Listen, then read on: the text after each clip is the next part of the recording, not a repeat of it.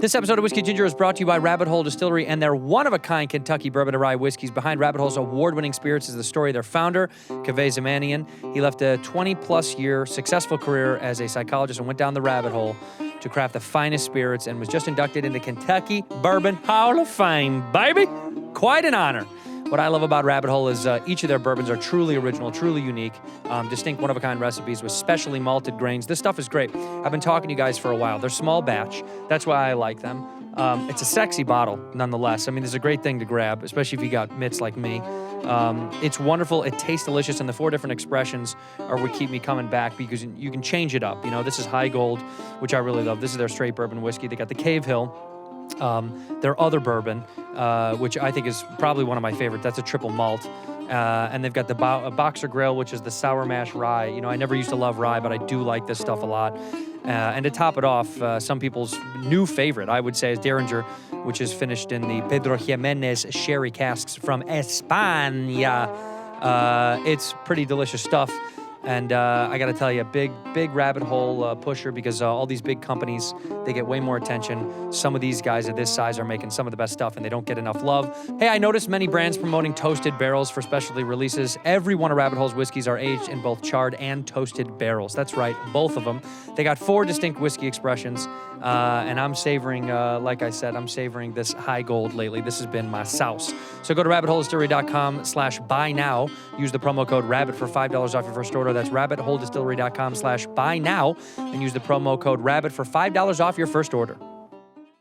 What up, Whiskey Ginger fans? Welcome back to the show. If it's your first time joining the show, welcome to the show. We got a good one for you today. Like my man Steve Harvey done say, it's Lewis Black. What an honor to have such a legend, such a great dude on this show. So privileged to have him here. You can go check out his special. The link will be in the description down below. It's available right now on the YouTubes. Go watch Lewis Black's new special on YouTube. He's also touring all across this beautiful country. So go grab them tickets to go see Lewis live. Also, I'm doing my final dates of 2023 with Bobby Lee. We're doing stand-up. We do crowd interactions. We do stuff from the Bad Friends podcast. It's incredible. You get over an hour of stand-up from all of us combined, plus a bunch of other stuff. Go to badfriendspod.com for those tickets. Right now, tonight, as of tonight, we're in Boston, Massachusetts. We'll be there tomorrow night performing by Fenway, bro. Then we do D.C., our founding fathers. We go to Denver, Chicago, Milwaukee, Madison, and Minneapolis. Go get those tickets right now before we're done for 2023. That's badfriendspod.com. Badfriendspod.com for those tickets. Enough rambling from me. Let's go to the episode. In here, we pour whisk, whisk, whisk, whisk, whisk. You're that creature in the ginger beard. Sturdy and ginger. Like vampires, the ginger gene is a curse. Gingers are beautiful. You owe me $5 for the whiskey and $75 for the horse. Gingers? Oh, hell no. This whiskey is excellent. Ginger. I like gingers. Ladies and gentlemen, welcome back to Whiskey Ginger. My guest today is one of my favorite people on earth. I say that for all my guests, but I mean, once again, today, it's the legendary Lewis Black. Let's get right into it because we already were chatting, but what's important to me is my little producer friend over there, who shall remain nameless because he's a scumbag. We were talking, we're both Midwest kids. Now, you're an East Coast guy, but you did a lot of specials in the Midwest, and I want to talk to you about that. Is that because of that blue-collar thing that you always loved so much? Well, it's just the Midwest it was just the great venues in part. Yeah. And great crowds and really not so much blue collar, but they just get it. They just went to have fun, right? You know? And key to it, could drink and enjoy a show and not just and not go over the edge. Right. You know, knew how to drink to that point where you got a really great buzz going, and you're not throwing up. Yeah.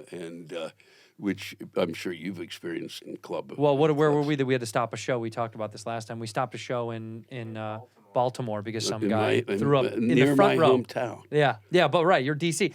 Yeah, we stopped the show at the beginning. We were just about to do the Voice of God and the intros and the please sit down and then turn off the lights. Was it the Improv or which one? No. It was the name of the theater in Baltimore. I don't remember, but it was a big theater in Baltimore, and we just the Lyric, the Hippodrome. Maybe the Lyric. The Lyrics, I think that's right. Yeah. And man, this guy, he cleared out like 3 or 4 rows. And so we had to kill the whole show. No. But see, it's funny because we don't. Did you have to start over? Did you? Well, we just had to. We had to wait another 20 minutes, and then it was kind of a big fuss because people wanted to be reseated because they were. I mean, it was nasty. It was all over the place. Wow. But we also, it was me and Bobby together, and Bobby's sober, and I like to have some sauce, but I'm not like Bert, where I'm not like, "Good, go get beer before we start the." So I'm surprised that our fans got that drunk because most of the time our fans like to party, but they're not. It's not insane. That happened. I was at Caroline's in New York. And, yeah, I used to same love that thing. place. Front row, dead center. You just hear that, and then you hear the sound. Yeah. Because you're in a club. It's not a big theater, you know. Yeah. It's just, you hear that, and you just go, "Oh man!" Yeah, no, you know right And then away. you hear the splat. Oh, and there's some dude. Oh, yeah. And then you watch the, you know, it's like a great movie. You know, you really, because your brain goes, okay, ball game over, and you're basically you're walking backwards to the dressing room, waving at the crowd, but you're watching as they all spread. What you did, they all spread out there, all making it. They do. It's They like slowly watching dissipate. the waters part. Yeah, It's yeah, great. right. But that's the only time of heart attacks I've had in the audience. Really? Well, somebody, at least one, if not another. Holy shit. Yeah. Did he die? You know, I mean, told eventually, yeah, he's gone now. exactly. Right. But at the time you kind of go, you know, you're like, oh, boy, because it's like, and then you got to just talk about, you know, look, That's your whole show now. well, you know, what are you going to do? You know, let me lift your spirits after death is faced. If you're all looking death in the face and you're wondering, God, am I next? And you know, you see, you know, part of you goes, oh, I got 5 minutes. Right. Got a new 5 on heart attacks. I had a guy, I've had 2 mid-flights. I was talking to another comic about this, how many times we've had flights interrupted from something. I had one guy had a heart attack, and one guy had a... Wow, on the plane. Yeah, what's it called? Epileptic seizure. Seizure. That's even worse. Yeah, but he was better off for some reason. The heart attack guy, I think, was in bad shape because they laid him down. They called in the nurse on the flight. Well, you know, people came running. And he was laying in the middle of the aisle, and then they shut this was like still curtains, you know. I mean, some planes still have them, but they shut the curtain for first class. And the people were scrambling back and forth, front of the back of the plane, because I imagine they were communicating with the towers to where, if we could land. And I think we were on our way to the East Coast. I don't remember where. But we were far enough away from a safe place and too close to like New York where they were like, we have to just go to our final destination. It wasn't going to work to try to get into another. Right. We would have had to circle. But him, I don't know about. The seizure guy, he was okay when it was all said and done, I think, from what I know. But the heart attack guy, man, they're, you know, this would happen on a fucking plane because humans are such assholes. They announce, please, there's a medical emergency. I'm sure all of you know. The paramedics are going to come on the plane the moment that we get to the gate. Please stay seated. What the fuck happens? You know, bing. Immediately, every dickhead is like, oh, they're trying to get up. Nobody waited. It was fucking insane. They had to have someone come and stand and hold people because people were just trying to get off. That's how little faith you have in society. Yeah, nobody cares about anybody else. Well, that thing too. When you know, and then you think that they would do it for, you know, and you would think too if everyone who's is on a plane knows that making the connection is vital. You know, and that there's the plane is late, and if you could please remain seated. Never. Nobody ever cares. You know. I do think. You know how if you go to like a Six Flags or one of these like roller coaster parks, you know, like I think you know how they harness you into one of these like it clinks down and holds you in, and then when they release it, then you can get out. That's what they should have on airplanes. Yeah. They should fucking harness you in, and then you're row by row, you get unlocked and unleashed. Yeah. Just because it would teach people just to sit the fuck, and you'd get off much faster. But I've never had during a show anything tragic like that. The only thing I've had during shows were in my beginning careers, which I want to hear about yours. You know, where it's so light and you're walking some of the room too. They were free tickets. Yeah, it was in the mall. You know. Oh yeah. You had that at the beginning where it was just devastatingly light. Oh, you mean few people? I mean, yeah. Oh, the psychotic thing was which the third show. You know, Yeah, what we're are you going to do an doing? 11 o'clock. What, you really? Why? Really? And they come in and they're like, what? And they, you know, there's 15 people in the room. The seats 150. There has to be a critical mass for laughter, Yes. and 15's not even close. That's a critical mass for sleep. Right. That's group sleep. Yeah. You could do a group sleep study. You know, there's 3 here and 2 over there. It's and, painful. Yeah, no, I will tell you that just in terms of a gig was, which off the charts, and this was, and I'd now been working a while, and I was playing. We're in the Midwest. You're from, I can't. Chicago. Chicago, yeah. Yeah. Okay, so Summerfest, Milwaukee. Oh yeah. Love play- Summerfest, man. Well, I was the longest running comic at Summerfest. Yeah. That in the end is that's my real claim to fame. It's a good claim. Like 17 years in a row. Wow. I was the last comic until, I don't know, in the past few years, but for a while I certainly was the last comic to play there. Yeah. They wiped out that comedy. I was gonna say, I don't think they do comedy up there anymore. We used to have a comedy stage that was fun. Right. And each year that they did it, it got better. The people showing up got the idea of okay, we're outside, because you're outside. You're in like the tent that killed Oral Roberts, kind Right, of. You know, right, there's 3,000 people, and then behind there's like a whole. It's an amusement park, basically. You know, it's a Ferris wheel, a mini roller coaster. And so that's making noise back there, and so I'm on stage, and I played it enough now that I got whatever was. You know, it's like you're really playing squash. You know, it's like, okay, shit's coming from there, and then we're going to deal with that. Right. And that's going to happen. It's whack-a-mole at some point. Yeah. You understand where they're gonna come from. And so, and it doesn't bother you anymore, and you know it's got nothing to do with you. And I'm watching, and they're kind of moving apart in this certain area of the place, in the audience, and the guy's getting a hand job. No way. How good is that? And part of me is like trying to stay focused. I don't really want to bring it up because because that's the end of the show. Yeah. And so I'm kind of like, I'm getting, you're doing all of the, your basic kind of, and then you're sneaking back. Is he still? I can't believe. I mean, I literally was one of those moments where you go, wow, I guess this is why I do comedy. Yeah. Can you imagine the conversation? Babe, you know what I want for my birthday? Yeah. I want to go see Louis Black, and I want to get jerked off in the park. She's like, I got one better. We'll do both at the same time. Because I used to go there as a kid up to Summerfest, by the way.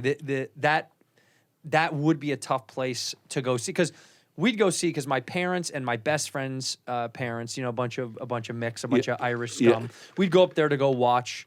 They'd go watch the same performers every year that would go perform up there.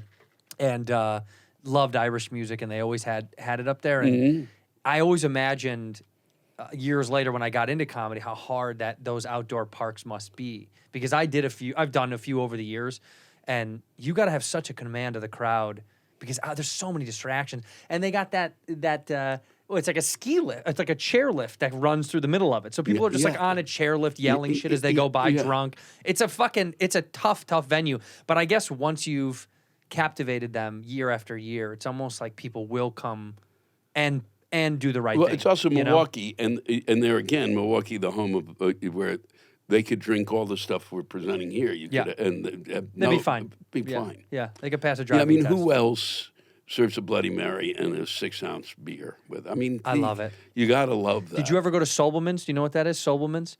Bring up Sobelman's Bloody Mary. So is this the one with the cheeseburger? The cheeseburger, yeah. This is one of my favorites. When I so I have a lot of connection up there too, because that's it is, and that's amazing, right? Yeah, it's important. So my childhood best friend went to Marquette, and so I would go up to Milwaukee a lot to go goof with those guys because they were getting a real education, and I was a moron going to a state school. So it was just like any chance I could get to be around intelligent, fun people, I would. Marquette was his great school. Awesome school. And I would go up there and we would go to Sobelman's, and that was a Bloody Mary at Sobelman's. Yeah, it's like 6 meals. I mean, they would have shrimp cocktail, a cheeseburger, fried chicken. Pickles. I mean, it's unbelievable. It's really, and it's... But that's Milwaukee in a nutshell. That's Wisconsin. That's it. Yeah. So in part two, so they show up to that jumbo tent, and they're not...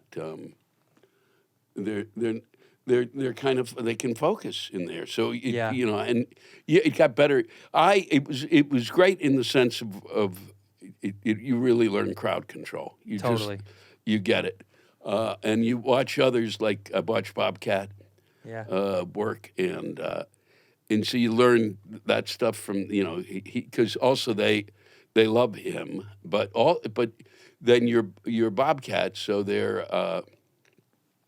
Somehow this guy starts just third row. He's like, he's reaching out to Bob, whatever he was yelling, and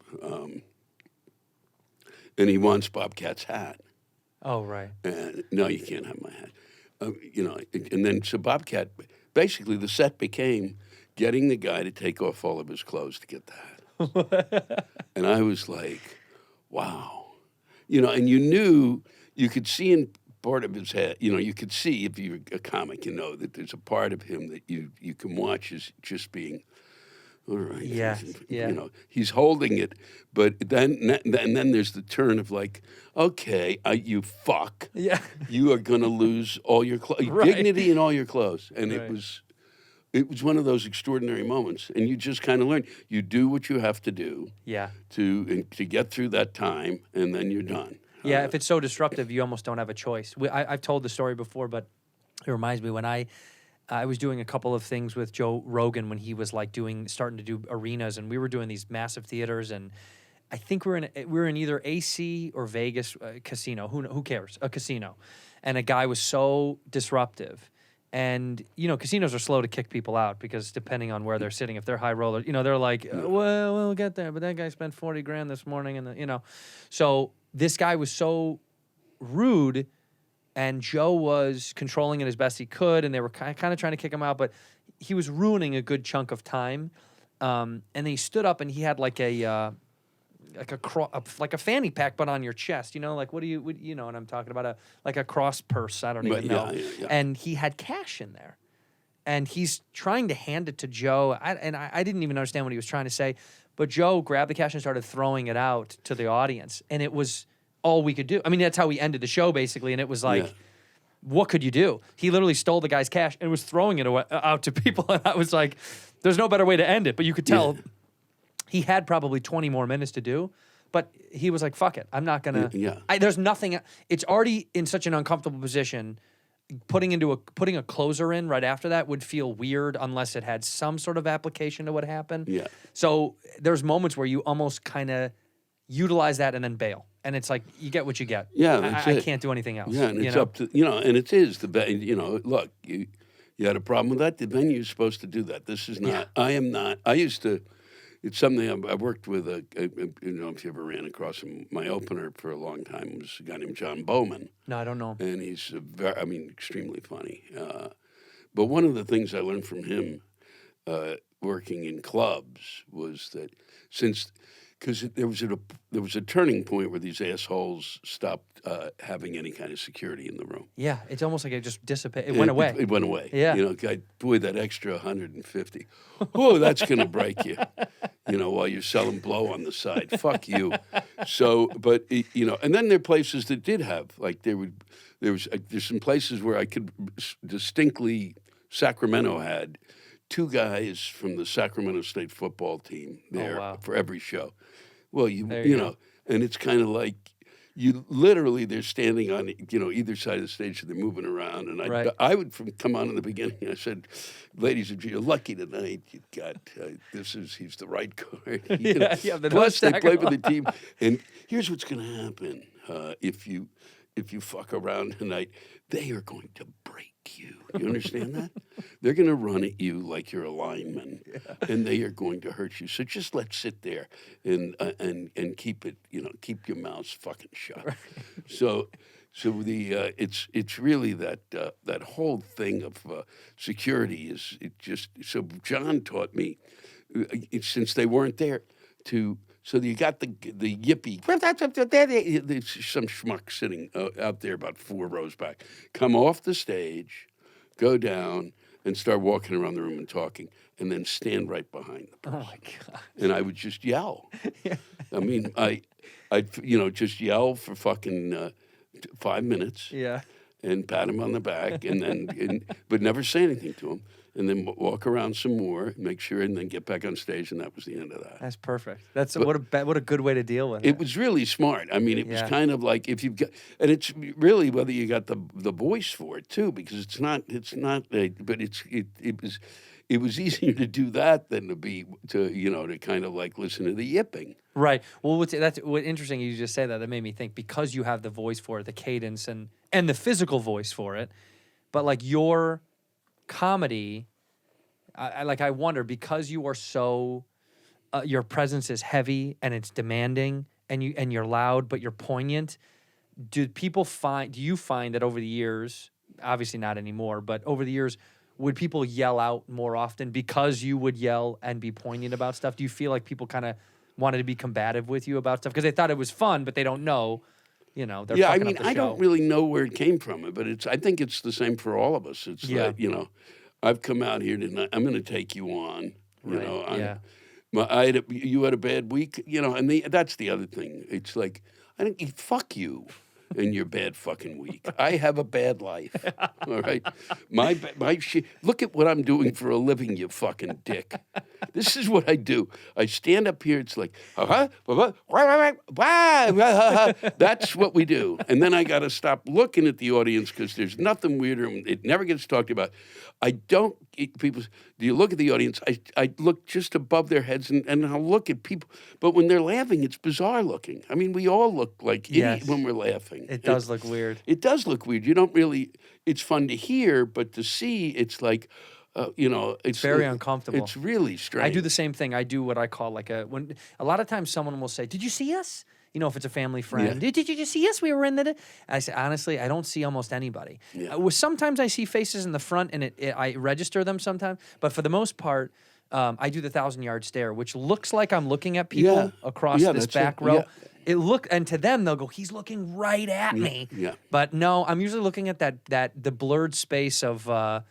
Where the colors mesh of like darkness and hair. That's it. It's that beautiful, happy medium. Same thing like when we did some shows with Bert Kreischer together. Rest in peace, Bert. I don't know if everyone at home knows what that's terrible. That's so bad. I'm just kidding. No. He's never gonna stop. Are you kidding me? He'll be fucking dead. He'll still be doing shows from the dead. Yeah. Somehow. No, but we did a couple we did arenas together. We played Vegas, which was just wild. But it's the same. You practice the same skills there. Yeah. Little tweaks, right? Like with arenas, the beats are a little bit different. You have to kind of give them some more room, but same thing with views. I would assume when I did arenas that I would look at more people because they're, on you right in the front.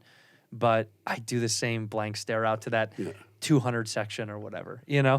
Because you kind of have to. I mean, do you prefer, like at this point in your career, what is your preference of show size? Because we all go through these fluctuations a lot. You want to play these big venues, and sometimes people go back to doing really small stuff. And I don't know, like, where are you at? What do you want? Mine is just it's inside my head. There's 1,500 people who show up inside my head. I don't even have to go anywhere. And the show is unbelievable. That's great. Yeah, you're killing. And then they go and burn down the town in my honor. No, I would literally say, for me, it depends on the room. So I was just in Boise. Yeah, love Boise. Boise's got that room, and I can't think of the name of it, and 800 people. Yeah. And it feels like 1,500, and it's partly because the room has a nice bounce to it. Yeah. Great sound in the room.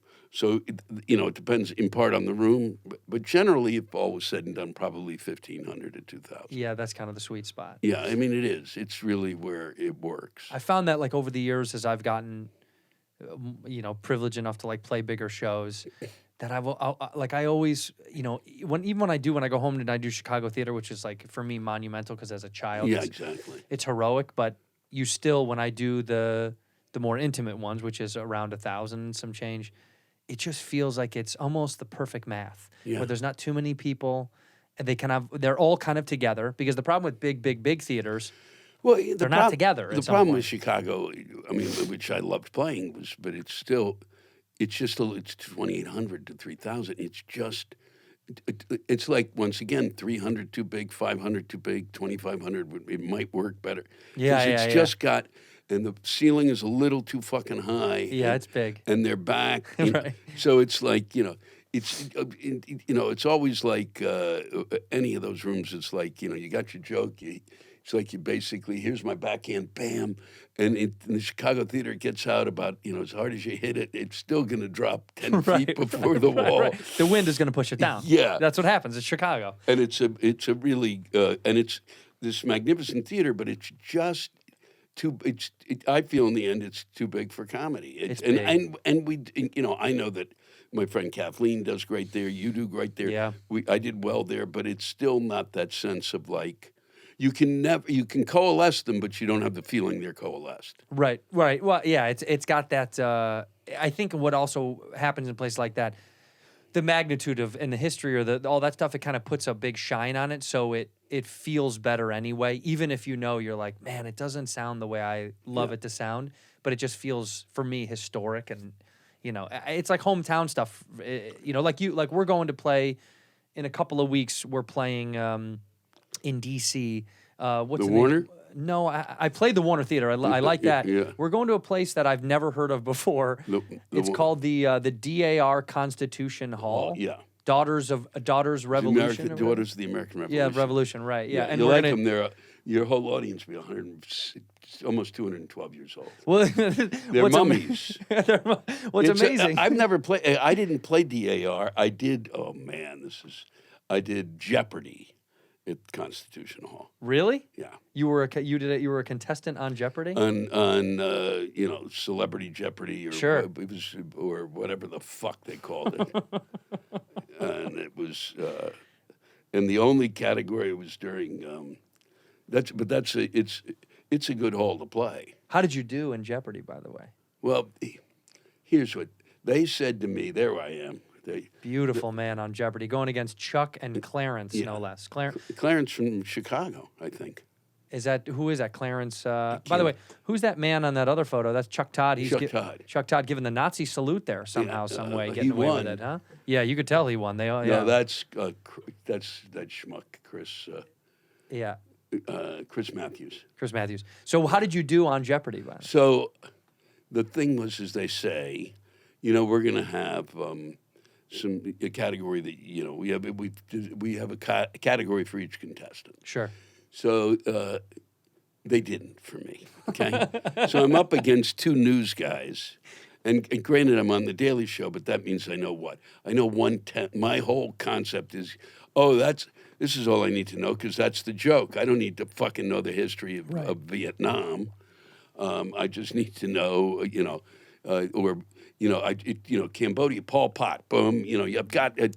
I've got it. Yeah. But they've got, this war, that. They've got it all. Right. And so they didn't give me, like, stuff I would have known. And, but you have a practice round where you're learning to use, because the buzzer's a piece of shit. It's that's so fun. Every time I feel like, are people not, it's just annoying to get through? But it's horrible because it's you and two other people, and it's whoever does it first. Right. And you do this practice thing, and you try to get it, beat them, and because if you're like an instant off, you lose. You don't get it done.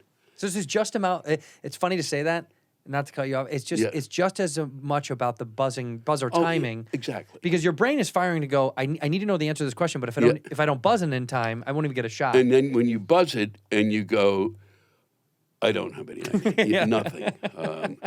And I did it once where I buzzed it and I went, this isn't. I said, this isn't right. I'm not even going to say it. My answer is in the question. So it's wrong. I know I'm wrong. Right. I'm answering with a lie. you know, and then, but we had, you practice. So they do in front of the audience. They're there and they show it's the behind the scenes of like us, we're practicing. And they're going through it. And it was drinks. It was alcohol. Bam, all 5. Bam, bam, bam, bam, bam. I got it like that. Yeah, that one I got like no tomorrow. I erased the rest. I'm sitting there going, you just basically shown the world that I'm an alcoholic. You know, and thank God this wasn't on television. Yeah. But if I would have won the fucking thing if that category had been in. But it wasn't. It wasn't. Everything else was like, you know. Yeah, and then it was the winning. War of 1812. How much do you know? Yeah, and then it was what major sporting event takes place in, I think it's May or April or May. I think it's May or June. I can't even remember, but that's why I lost it. But it was the Kentucky Derby. Oh yeah, that's in the right. That's yeah. Yeah, and that was the end. I'm like, and you go, I don't know. You know, what is it? I don't know and anything Chuck about Todd won it. Of course he did. Yeah. Chuck Todd, that son of a bitch. And because I was going, I said at the very beginning, we're backstage, and I call a woman over in charge. And I just go, you know, because the winner gets 25 or something, and right. 10 or 5 or whatever it is, so it's like 40,000. I said,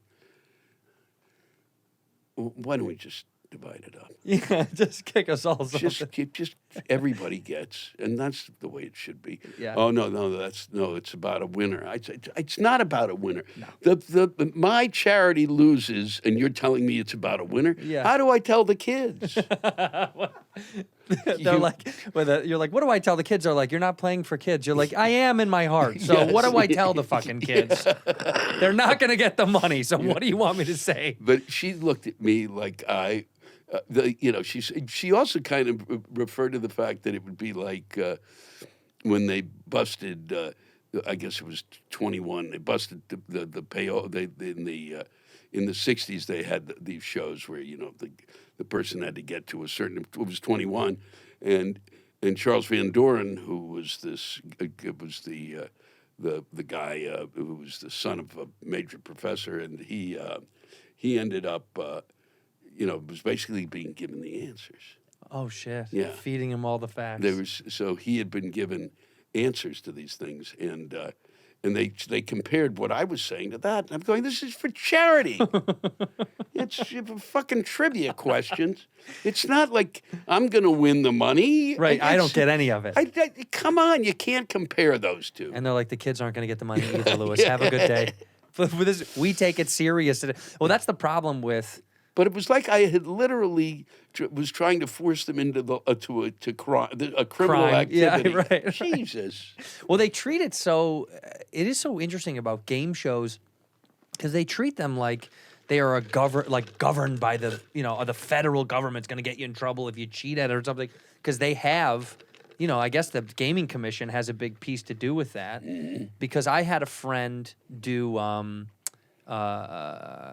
Bob Barker, what's wrong with me? Price is Right. That's great though. When people who are younger than me forget shit, you have no idea my heart. It feels good. Later. Oh. I'll be forgetting stuff the whole time. Trust me. I know everybody does. I forget shit constantly. But everybody does, and you wouldn't have. It's the booster. All right. In here, we pour whiskey. This episode of Whiskey Ginger is brought to you by Squarespace. Hey, I've talked about Squarespace so much on this show. You probably know what it is. If you don't know what it is, what's going on? Are you okay? I built my very first site on Squarespace, and it was so much easier than trying to learn how to code. I had no idea what I was doing when I first was putting together websites, trying to promote myself across the country as a touring comedian, and it was extremely difficult. But with Squarespace now, they have these extremely simple, beautiful templates. Or you can go rogue. If you're creative and you can do stuff on your own, which I can't, I'm not so smart. you can create it in your own way, in your own world. I like to use the templates that are easily laid out because I like lines. I like paper with lines, okay? I don't like blank notebooks. Show me where I'm supposed to write, all right? They have so many different sections on it. They have custom merch section. Easily sell your custom merch, create a passive income stream, engages your audience and scales your brand. They have for your online store, they have these flexible templates, and they've got video collections where you can host content, and your library can showcase, all sorts of stuff that you're trying to produce, whether you're selling something, promoting something, producing something. You're a personal trainer, you're an entrepreneur, you like to build stuff for people. Who knows what you do? Maybe you create little models of the Millennium Falcon and you sell it online. Hey man, you can do that with this. You can use the email campaigns to drive sales and engage your audience with Squarespace email campaigns. You collect email subscribers on your site and build connections for repeat business through regular email updates. It's incredible. I love the analytics. I've said this before because it uses the insights to help grow the business. I want to know where those clicks are coming from. And their analytics show exactly that. So I can say, hey, I'm coming to your city because you guys were clacking on my website. To build your own site, all you got to do, go to squarespace.com for a free trial. When you're ready to launch, go to squarespace.com/whiskey to save 10% off your first purchase of a website or domain. Once again, squarespace.com. All right, go over there.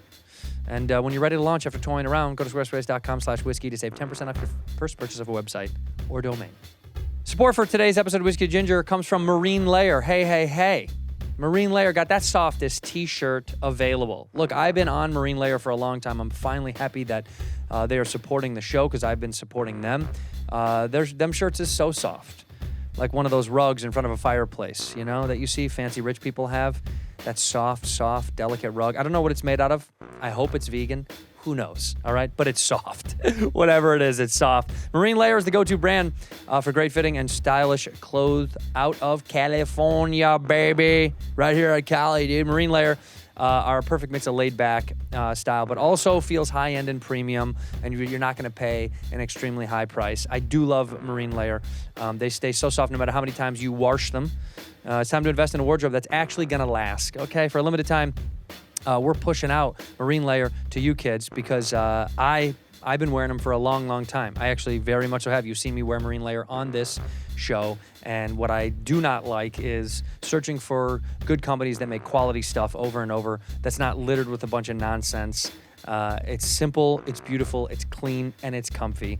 And I got to tell you, I think we can all admit the perfect tee is hard to find. So look no further than Marine Layer. For a limited time, get 15% off with the code WHISKEY15 at marinelayer.com. That's code WHISKEY15 for 15% off your entire order at marinelayer.com. Saving your closet one shirt at a time, baby. Ginger. I like gingers. I get that way. You know what it is? I talked to my doctor one time, and I said, sometimes I'm firing at, particularly at work, on stage, I'm firing sometimes faster than I can even imagine. And then there's just days where I'm like, how come I can't even fucking think of that guy's name? And he's like, because there's information in there that you don't really give a shit about. Yeah. He's like, don't freak out about stuff that, you're overwhelmed with, your brain is in another place. It's not significant enough for it to need to know it. And I said, good, because I don't remember my mother's name. And no, I just feel like I forget these people or names or faces or people you meet. And I go, I can't believe I can't remember his name. And he was like, don't sweat. This is a normal part of you just replacing things with other things that are more pertinent to you that you're like, it's just flooded with bullshit. Well, it's also two things, I think. And it's Alzheimer's. That's probably the other thing. No, yeah. no. Who knows? No, I hope not. You're not that lucky. Okay. All of a sudden, swatches of things you didn't want to deal with, are gone. Yeah. But the phone Yeah. is part of it because part of your brain is now on the phone. Yeah, this thing is awful. I mean, this thing might as well be the... Well, it is part. And I'm kind of fascinated to see what happens with that generation, the younger, the ones that, let's say they're 8, 9, 10 now. Yeah.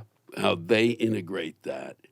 Because this frees up a portion of your brain. You take that, if for us, it took away a portion of our Big brain. time. Yeah. For them, it's created an empty space in their brain, and it'll be interesting to see how they use it.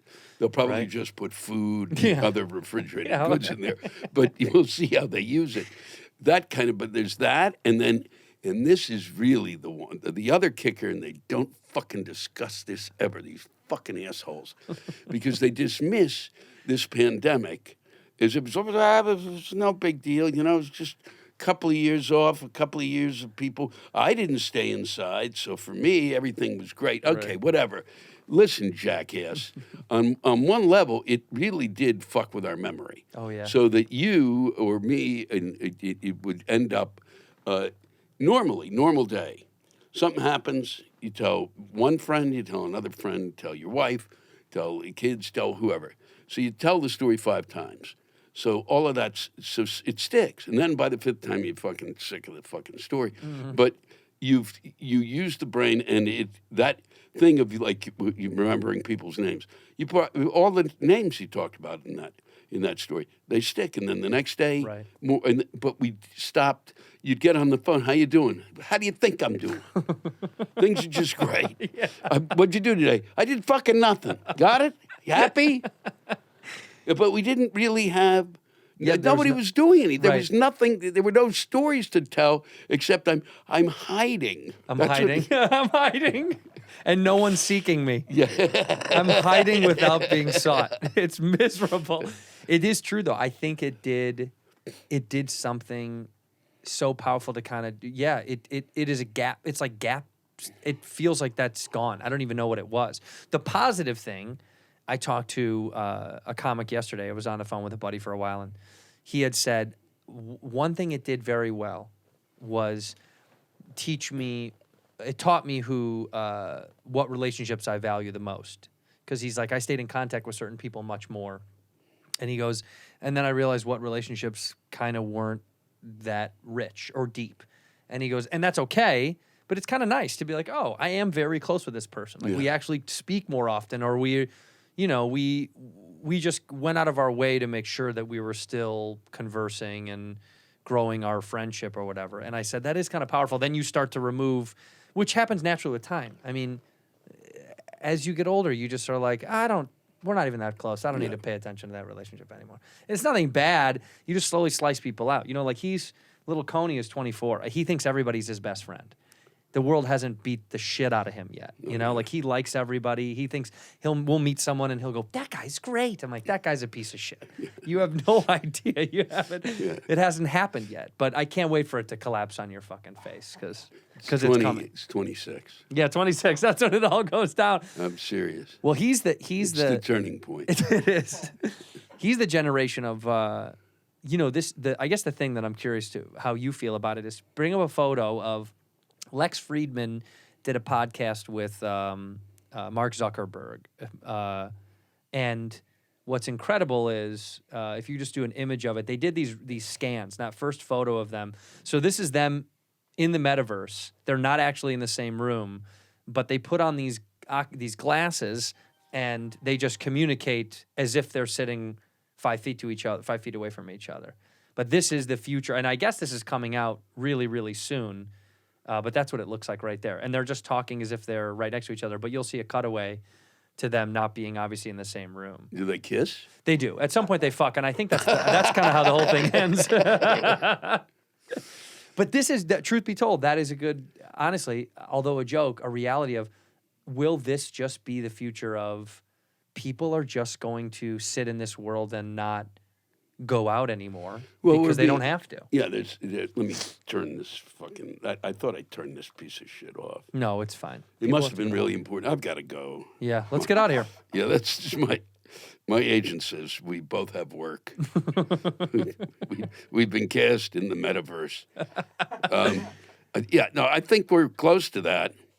We are, right? You know, I mean, seriously, you piece of shit. And but we are. I think. Well, I mean, look at it. You know, it's scary. It's like because I feel like I am.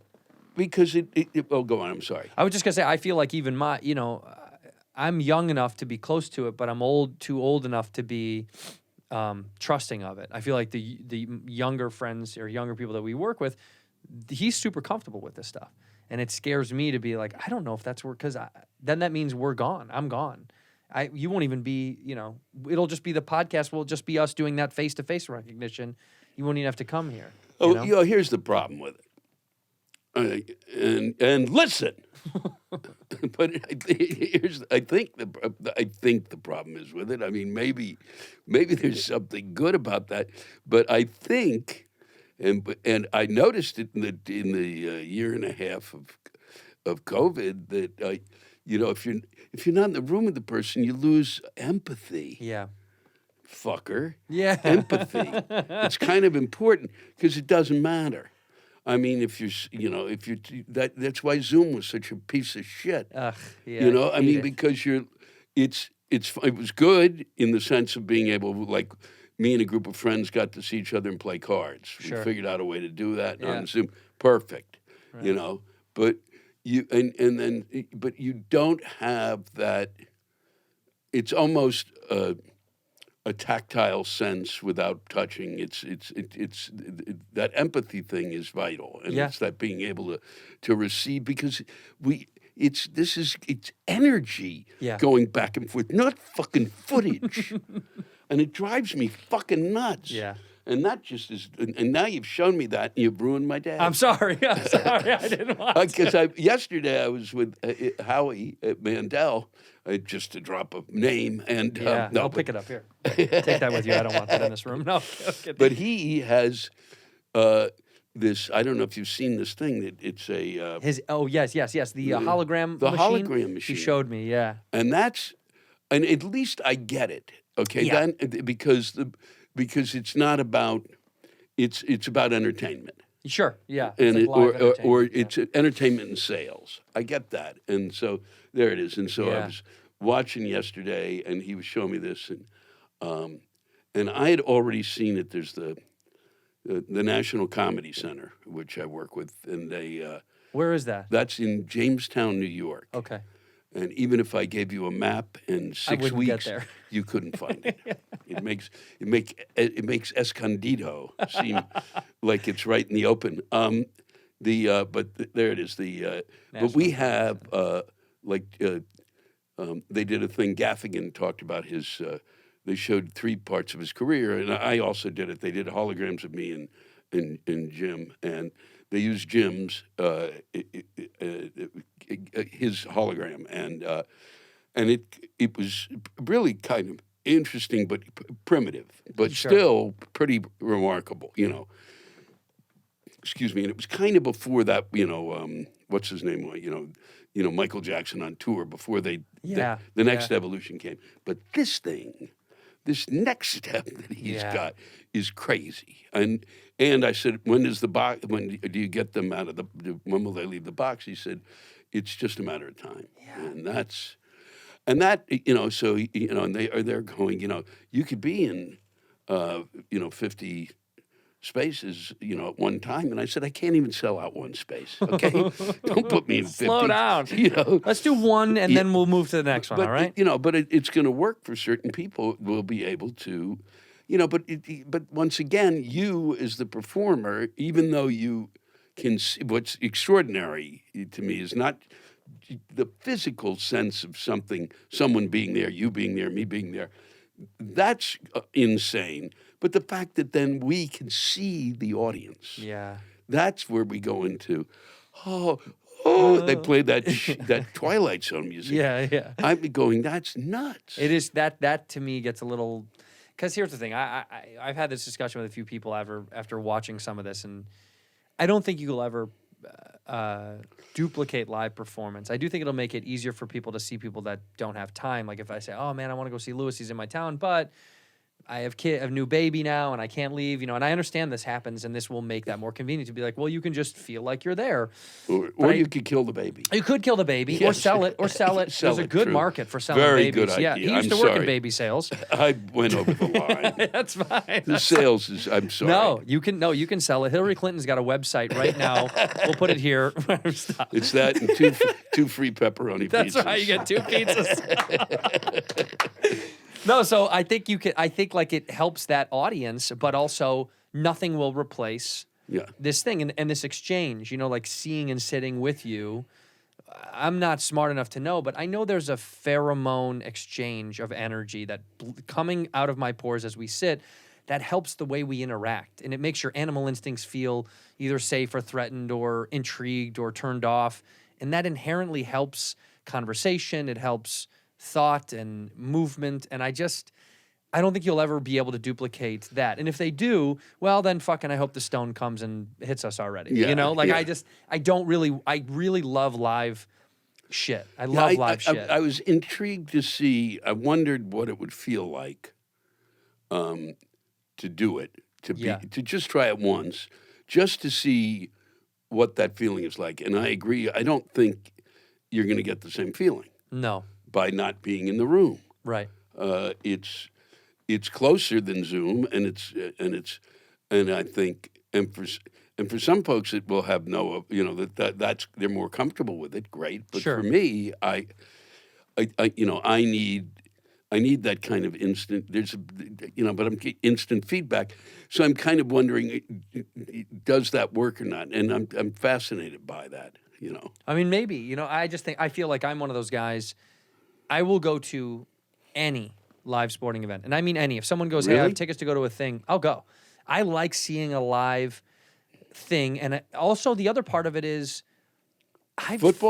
Football, yeah. Baseball, basketball, hockey, Bears? soccer. Come on, man. You're going to break my heart on that. Well, we play next week. Yeah, well, no, The we Washington don't. We plays. don't actually. We don't yeah, at all. The Bears will be there, but yeah, they won't really play. Well, except they played better last week, and they're playing Washington, who, if there's a team that could have a nervous breakdown in front of you. Okay? Yeah, it'll be that. Yeah, Well, that's interesting you say this. I just read an article the other day. You can try to find this. The Commanders I know, I are said it. being sued by a Native American organization who is saying the Native American group sues the Commanders for defamation. Listen how fucking wild. You want to talk about the snake finally eating its own tail. They say that the Native American group sues the Commanders. Here, put this bigger. The Commanders have been sued for defaming the Native American Guardians Association. The claim arises in part from an allegation that the Commanders employee called the group fake in a conversation, and they want them to change the name. They said that silence natives, and they want them to change it back to the Redskins. No. I swear to God. It's maybe one of the wildest shit I've ever read in my entire life. No, that's crazy. What's that in? This is what article is this? This is NBC Sports. Wow, I did not see that. That is spectacular, isn't it? I mean, it's brilliant. It really is. Well, because inherently what happens is if enough people are mad about something, right, there has to be another side that's going to give you the opposite. How could Yeah. you not expect that other half Well, there to was exist? a group that did initially. I don't know if it was them that were saying that the group that was saying that enough is enough with the name was not representative of Right. of the Native Americans. Right. And I think driving through certain parts of the country and seeing the way Native Americans are basically forced to live Yeah. in the conditions that they've been placed under, that they could give a shit. Right. About. And he was like, "Could you get me some clean water? You fucking idiot! You're gonna worry about the That name could of be it. The Washington Clean Waters. Yeah. You guys could change it to that. Really Running- start running waters. Running waters. And then it'd be a 2-for-1. It'd be a two-hander. Well, like we had as a Chicago kid, the Blackhawks got during all this. When the Cleveland Indians went to the Guardians, and like the Blackhawks got approval from the Blackhawk tribe to continue to use it. So we still have that. Yeah. Same thing with the University of Illinois, the Fighting Illini. The Illini tribe, of course, approved because they're still doing it. But their request was, and I feel like it was a fair one, that the chief that they have march out before the game not be just a white guy, which I feel like is a pretty easy request. They're like, Yeah. can the chief be actually native and not just some fucking white kid from Des Moines? And they were like, yeah, I feel like that's a fair. Yeah. I feel like that was a fair trade. But they went out of their way to ask if they felt that it was appropriate, and they're like I think they're the only few that have stayed like that, because so many other Florida teams. State. Florida State, right? The Seminoles. But also from the beginning, to their credit, Yeah. before there was DeSantis, but from the beginning did we cut the deal. Yeah, Said, right. here's the nickname, and we're going to do this, this, and this, and this. And I'm this. sure the fund for them has grown even more significant because of their involvement. Yeah. You know what I mean? I think they probably continue to do that. Speaking of DeSantis, he's on next, right? He's coming in here next. He's on the show. That's great. Yeah, they're polishing their guns in the room next door. We like them to we do a shootout. That's like how do we start that show? No, but as a you opened a wound as a Bears fan. I'm sorry, but it's just because we were. No, and you're right. By the way, you're right. Because I also, one of my closest friends lives in Chicago, stayed in Chicago. Okay. He wrote for. He was one of the writers for Homicide, Life on the Street. He's a great cool. writer. Yeah. And a he wrote me a thing. You would have loved this. He at the beginning of the Cubs season, I guess it was, he just started writing about his hate for every major club owner. I mean, like paragraphs of, this son of a bitch did this, this, and this. I won't be rooting for the Cubs this year. Yeah. This White Sox owner has always been a dick. Da-da-da-da. Right. The Bears owner is a complete piece of shit. So he basically disavowed himself from every team in Chicago on the basis of their of the owners. Well, that's basically that's been our problem since day one. And I said, and then within I guess 2 months of the Cubs thing, all of a sudden, the Cubs were doing it. He's going, okay. I said, now he's writing me about how the Cubs are rolling. I go, what is the matter? You got We're not fair weather fans, but we show extreme love and extreme hate for our own teams. There's many cities that do this. Boston, I feel like, does the same thing. Yeah. But man, when you disappoint us, fuck, we hate you so much. It's unbelievable. Like, people are mean. Do you know who the McCaskies are? The Bears. Look up Virginia. Oh yeah, I know McCaskey. that. I mean, for my friend. Yeah. The funniest thing about this woman, she's I want to say she's got to be over 100 by now, right? How old is she? She's exactly 100, right? And look at this sweet old woman, right? People have issues with the family and the history, and I feel like you look at this sweet old woman, but the shit that people say about her, it's insane. It's so funny to think that's how dark of a city we are sometimes. She's Virginia Hallis. Yeah, okay, the Hallis. Got Yeah, it. the Hallis. Yeah, that's right. Hallis. All right, now it all comes clear. Right, but then people are like, when is she gonna die? And you're like, oh my God, dude. Well, there was, what's her name? The Loyola. The nun? Yeah, right. I can't remember You her should name. have read the letter that my friend Jimmy wrote about her. About the Loyola nun. Oh man, the nun. He went after, and he's a Catholic. It was like he went after the nun. I'm going, But that is what a good Catholic does: go after the nun. Yeah, exactly. Well, he said this is the nun who, during the, basically gave kids up during the Vietnam War. She wouldn't sign off. Right. Kids trying to get out of the war. And looking for, is on the verge of being kicked out of school, and go to make the appeal to the nuns, going, nah, let him in. Yeah. So he is like, he's got her. He's got her for war crimes. I go, wow. I said, yeah, but I like the team. Yeah, well, guy, and he spent part of his time in school. I'm like, come on, Jim. But that's kind of the passion of it. I mean, also, I grew up an extremely short period of time in Catholic school. My mother, my mom's side of the family, and I'm happy it didn't continue. You didn't have to suffer any of that kind of stuff. What you Did mean? No, I didn't. Oh, okay, yeah. Because that's I had to be bar mitzvahed and stuff. same thing, same kind of pain. Yeah, same kind of pain. a prison. Yeah, it's a prison. It's a nice little prison they keep you in. Yeah. But for the bar mitzvah, that's at least you guys get a party. We don't get. There is no party. Like when you get sexually assaulted by a priest, they don't throw a bash. They should at least. Yeah. The difference is our rabbis were basically fucking around with the women in the congregation. Is that what it is? That's part. I mean, that was where that's where the Jews leaned toward. As I could tell. The infidelity by the rabbi through some of the because they weren't chasing the kids around. No. Well, they just said they're so ugly, these fucking things. What are you wasting your time? Just go fuck somebody's wife. That's why. That is wild to think that's what a nicer version from that. Yeah. Now. It's funny you say this because my buddy just had his kid's bar mitzvah, and it's like they spend so much money on these parties because it's so important. But I've never heard of a birthday that costs $100,000. Yeah, no, it's madness. It's That's really wild. And my parents didn't pull that shit. But did you have friends that did that where it was just so wasn't extravagant? It was. There was. I knew of them. Right. because my temple, there were two major temples in Washington, and as I grew older, I said, because we had the show Jews, and the ones we'd parade out. We had the Secretary of Labor. He's in my temple. It was like that kind of thing.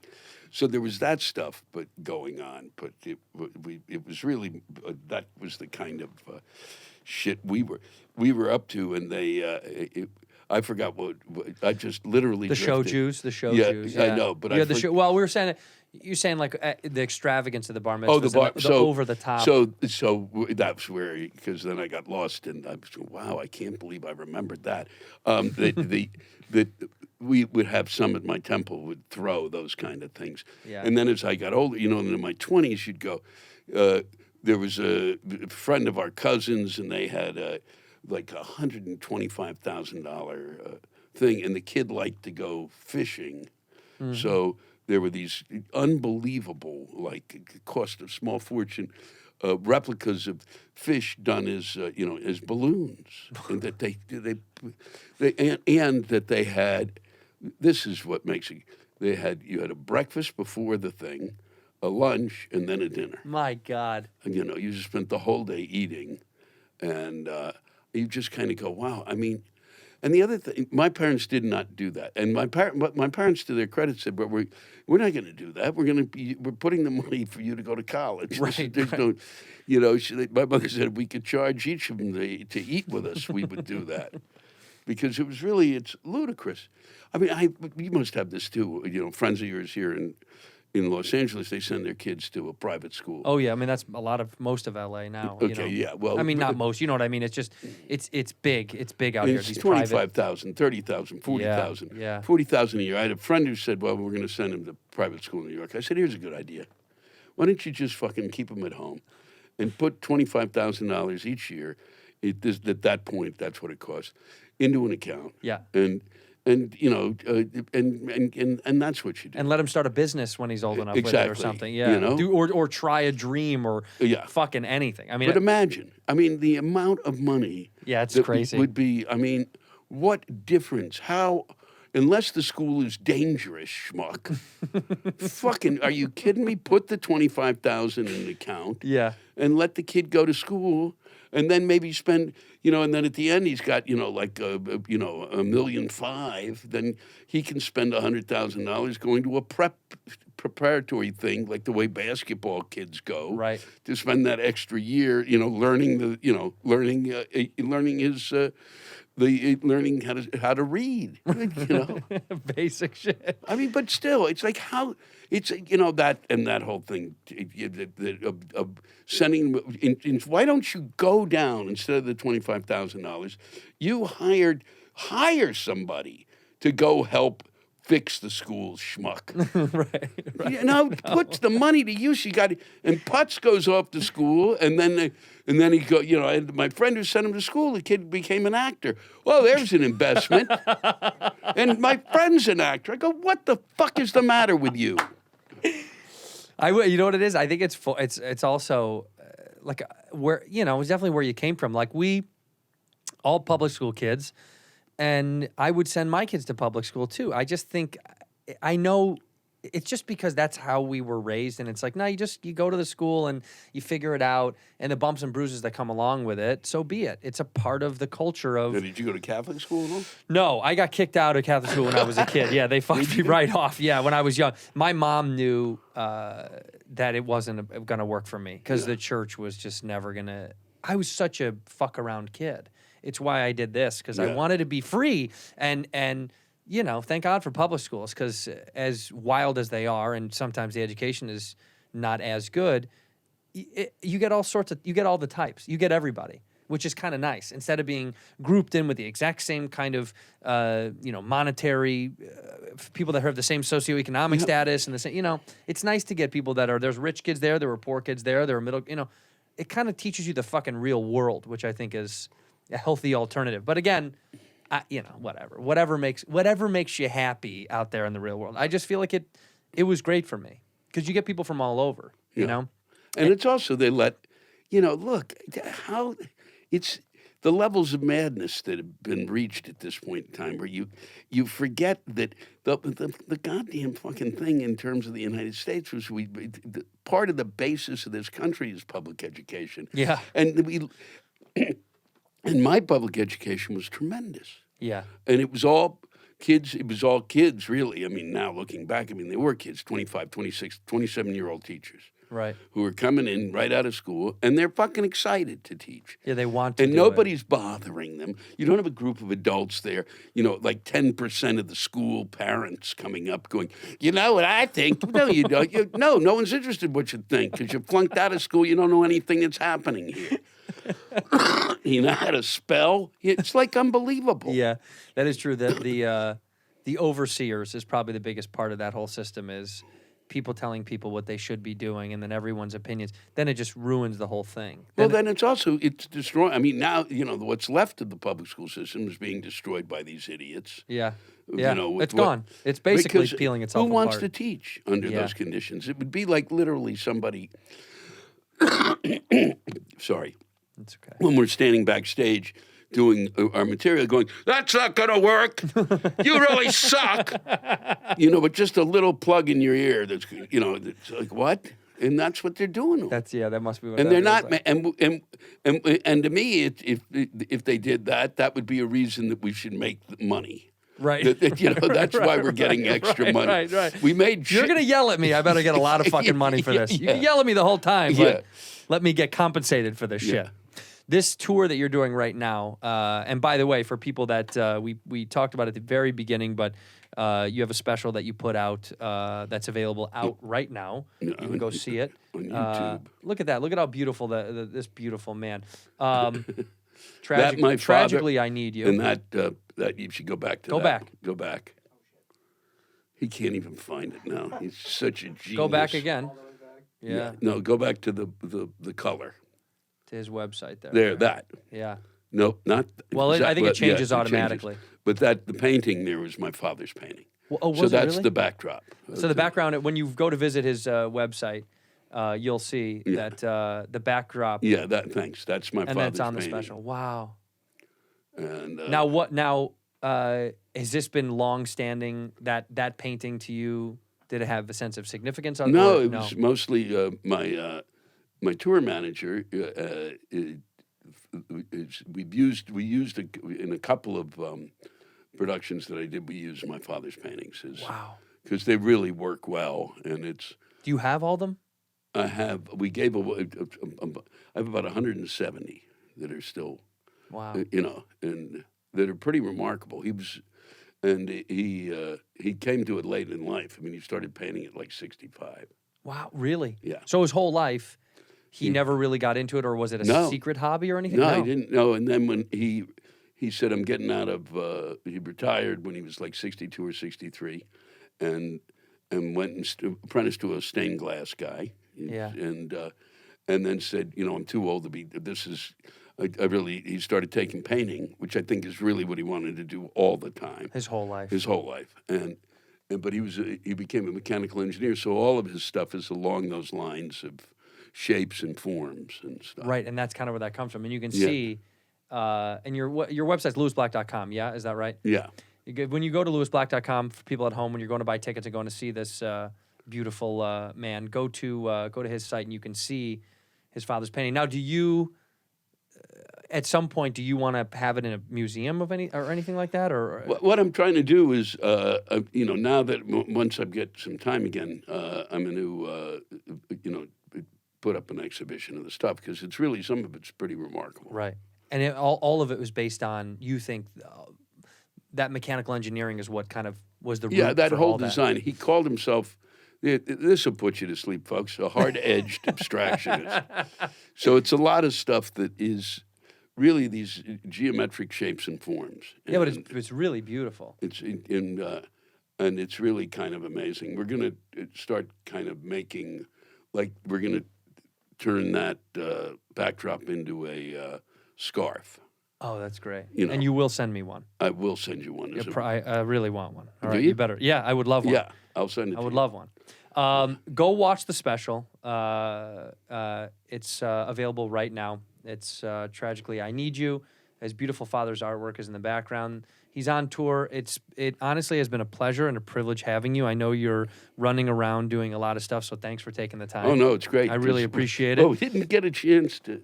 We didn't get a chance to talk about that nude scene that we shot together. Yeah, and it's gonna be groundbreaking. Well, I hope so. I hope so. If it doesn't, man, we didn't get paid enough. Yeah, no. But go see Lewis. There's tickets are available on lewisblack.com. You can go watch the special. Go get tickets. He's running around. I really appreciate you. We end the show the same way. You look into that camera right there. Yeah. You're Singale, and you end the show with one word or one phrase. It used to be a word, but it's a phrase if you need it to be. So whenever you're ready, one word or one phrase. One word or one phrase. Yeah, you can pick. It used to be a word. People would say one word, and then some people said, I want to give a phrase if, I want to go out on a phrase. Fuck it. In here, we pour whisk, whisk, whisk, whisk, whisk. You were that creature in the ginger beard. Sturdy and ginger. Like vampires, the ginger gene is a curse. Gingers are beautiful. You owe me $5 for the whiskey and $75 for the horse. Gingers? Oh, hell no. This whiskey is excellent. Ginger. I like gingers.